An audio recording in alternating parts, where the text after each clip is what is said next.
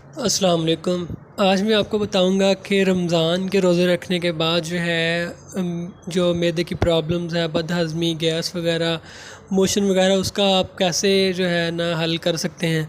तो आपको पता पूरा महीना रोज़ा रखने के बाद जो है हमारा मैदा जो है इस चीज़ का आदी हो जाता है, आदत बन जाती है कि आप मतलब खाली पेट रहता है। तो जब आप फ़ौरन रमज़ान के बाद बहुत ज़्यादा ऊपर नीचे खाना शुरू कर देते हैं तो वो आपको बदहज़मी वगैरह हो जाती है। ज़्यादातर जो है लोगों को हैज़ा हो जाता है, मोशन वगैरह, उल्टी, दिल ख़राब होना, ये कंडीशन हो जाती है। तो इसके लिए ये है कि आपने करना क्या है कि आस्ता आस्ता अपने मैदे को आदत डालनी है खाने की। आप थोड़ा थोड़ा खाएं, जिस तरह आप रोज़ा रखते हैं वैसे वक्फे वक्फे से 2-3 घंटे बाद थोड़ी सी चीज़ खा लें, खाना खा लें, भूख रख के खाना खाएं। तो इस तरह आस्ता आस्ता अपने मैदे को आदत डालेंगे तो आपका मैदा जो है ठीक रहेगा।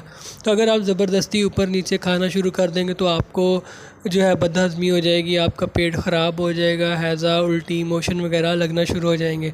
तो इसके साथ जो है अगर आपको ये प्रॉब्लम पहले से होना शुरू हो गई है, आपने एहतियात नहीं की, तो फिर ये गैस्ट्रोनेक्स सिरप है, ये आप एक एक चम्मच खाने के बाद सुबह दोपहर शाम इस्तेमाल करें तो इंशाल्लाह इससे आपका मैदा ठीक हो जाएगा।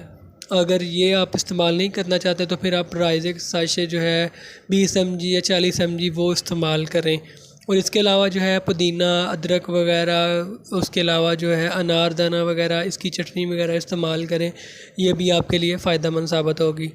तो इन चीज़ों का ख्याल रखें, इंशाल्लाह आपको बहुत ज़्यादा फ़ायदा होगा। अगर आप कुछ पूछना चाहें तो कमेंट करें या व्हाट्सअप करें। मिलते हैं नेक्स्ट वीडियो में। अल्लाह हाफ़िज़।